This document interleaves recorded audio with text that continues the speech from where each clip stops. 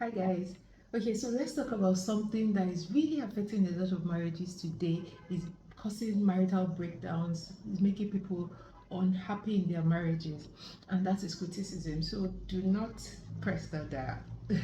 I want you to listen to the end because this will really benefit your marriage. So you have a concern and you want to express it to your spouse. There's something that they've been doing that you don't like, or there's something they are not doing, they are failed to do that you do not like, or is getting you upset, and you want to express it. You know that how you express it makes a whole world of difference, and that's what we want to talk about. A lot of times we tend to express it critically because it's something that we are tired of or we don't like, or maybe you have even talked about it so many times and they are not listening, and so you tend to use exaggerated statements like you always, you never, you are constantly, or you should do this or you should not do this, or you just get angry and you are doing it, angrily, and this is still communicating criticism. And when you're communicating criticism, what the person is hearing is there's something wrong with me, and nobody wants to feel like there's something wrong with them. So when they start to feel like there's something wrong with me, what they want to do is to defend themselves. So they come up with defensive statements like, no, I didn't do this, or I did this the other day, and then you are angry, you're frustrated, like you are not listening, and I mean you don't hear me and all that, and so it becomes a vicious cycle, and then you are not happy. It's building up, and both of you are frustrated or angry or whatever it is. But there are antidotes to this. So when we're talking criticism, when you want to express a concern, what you want to do is something John Gottman called gentle startup, because the beginning of a conversation will determine the end of it. So if it starts on a negative note, most likely 96% from research is that the conversation is going to end up negatively, and vice versa. So what we're saying is that you can adopt using the gentle startup. Behind every concern, behind anything you're not happy with is a core need, is a feeling and a need. And so the work you have to do is, how am I feeling, what do I really need? So when you know this, you know what to communicate, and then you are communicating it the right way to your spouse, and you have the chances are, you have the best chance of getting your needs met. So what I mean is that, for instance, you get to the house and everywhere is in disarray, and you're tired of talking about them making the house tidy and all that. So you enter, and the first thing you're tempted to do is, why is everywhere like this? I don't like it. I've told you are always doing it, or you are lazy, you are too laid back and stuff like that. That's a normal reaction. But you want to de-escalate first. So instead, you go to your room and take a shower or change, or what. So while you are changing, you are reflecting on how am I feeling, what do I really need.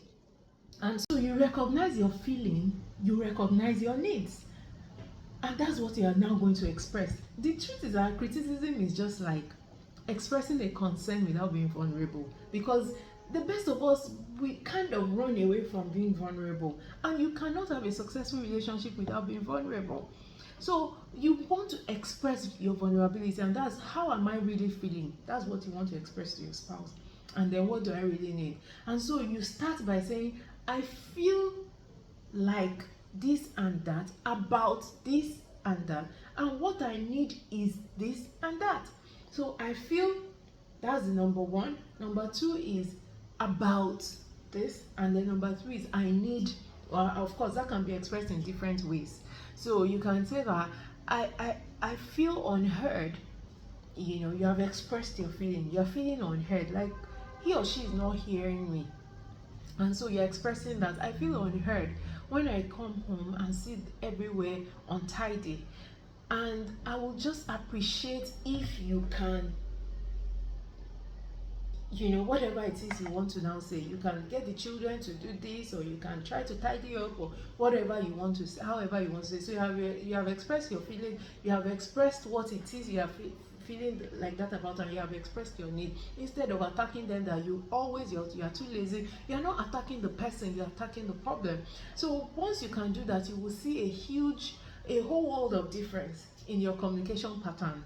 So express your need, be vulnerable, And then what I always say is that the first step to transformation is always awareness. So when you are not even aware of what is going on inside you, you are not even aware of your need or your feelings, you will not even be able to communicate it the way you want to communicate, and your needs will not be met. And what you really need is for your needs to be met. So why not find better ways of doing it? So always tend to learn to do the work, de-escalate.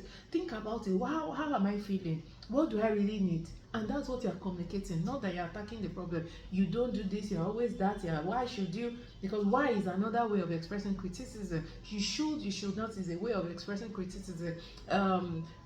You are not, you constantly, all those things is a way of expressing criticism. And so you want to try to avoid this as much as possible. So what you are doing is, I feel, and you're expressing your need and your feelings, and then your need, and you will see that you will see this dramatic change in your communication pattern and in your relationship as a whole. So the next time you are tempted to just go on and on about what they are doing, take a step back, reflect on whatever is going on within you, and then communicate what you feel and what you need. And gradually you start to see changes in your relationship, and before you know it, you are in a good place with your spouse. Try it and thank me later. Take care and enjoy the rest of your day.